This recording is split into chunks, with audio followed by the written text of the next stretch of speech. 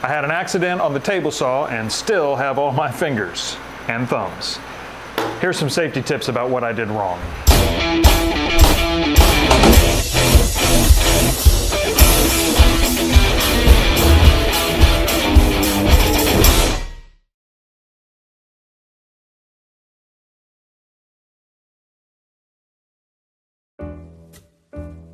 My table saw is an old Delta table saw, and it has zero safety equipment. I have no blade guard, I have no riving knife or splitter. It's just a fence, throat plate with a pretty wide gap for the blade. The project I was working on had small, thin pieces of cherry, because it's a pretty small piece I was building. I have a healthy fear of the table saw, but my push stick was too close to the fence. And as I'm pushing through, it gets to the end and I don't have any downward pressure on the piece, so it starts to kind of wheelie up on me.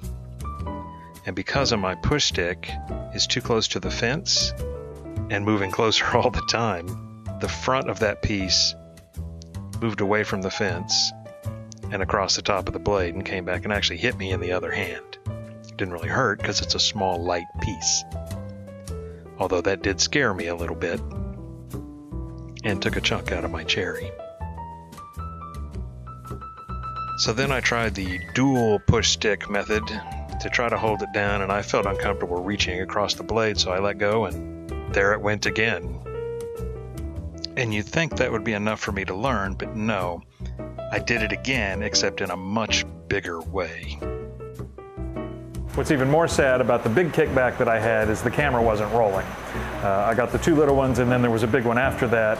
I was actually doing a test miter cut at 45 degrees on the edge of one of the pieces when it happened. So I wasn't even rolling. But I'm going to walk through exactly what happened and why. Sort of a dramatic reenactment. So the blade was at 45 degrees and I was pushing through just like I had been, too close to the fence. And I guess the same thing happened. It happened really fast. And the piece kind of, I guess it came back across just like it had the other ones, and it kicked back straight towards me and hit me in the stomach. It sounded like a gunshot going off. That's a terrible picture, and I'm sorry, but that's the only picture I have of the hole that it poked in my stomach. This is all I could find of the piece. It's missing a whole top section, and that's all there was. It was a violent kickback. If it had been a bigger piece, I'd have been in a lot more trouble from the way that it hit me in the stomach. But it's missing the whole top section there, which is probably 3 to 4 inches, and I've never found the rest of it. So seeing what I did wrong, I'm going to go through some safety equipment.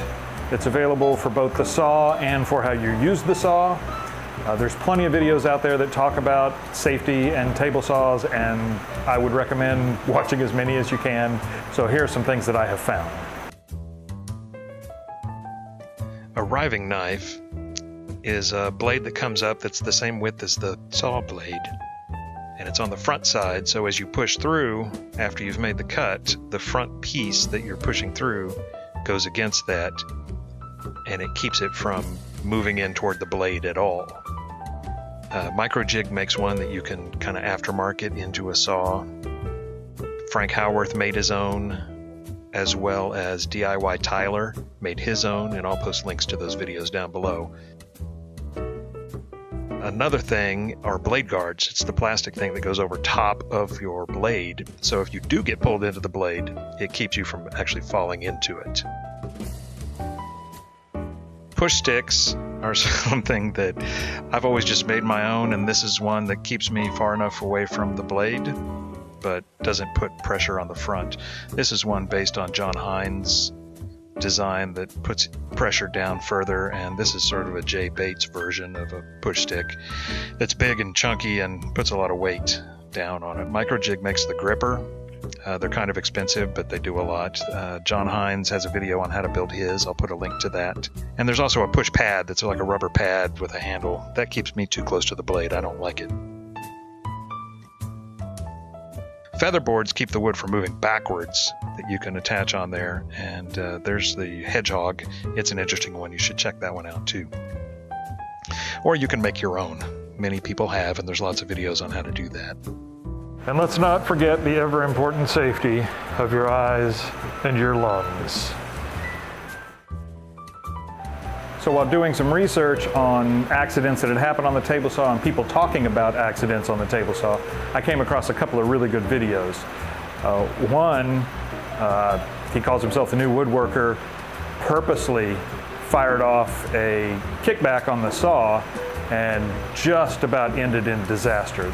Another one is, I don't know who the guy is, I think he's a shop teacher, and it looks like he's talking to his class about table saw accidents and how fast they happen and how little it takes for a kickback to happen and how you don't have time to react, even though a lot of people think that they do. I've heard people say they feel when it's going to kick back and so they would have time to pull back. It's absolutely not true. And this video will exactly show that you don't have time. It's also the best demonstration I've ever seen on how well a riving knife works at keeping your saw safer. So hopefully you have found something in this video that inspires you to be a little safer, or some equipment that you might like to keep all your fingers attached to keep yourself working well.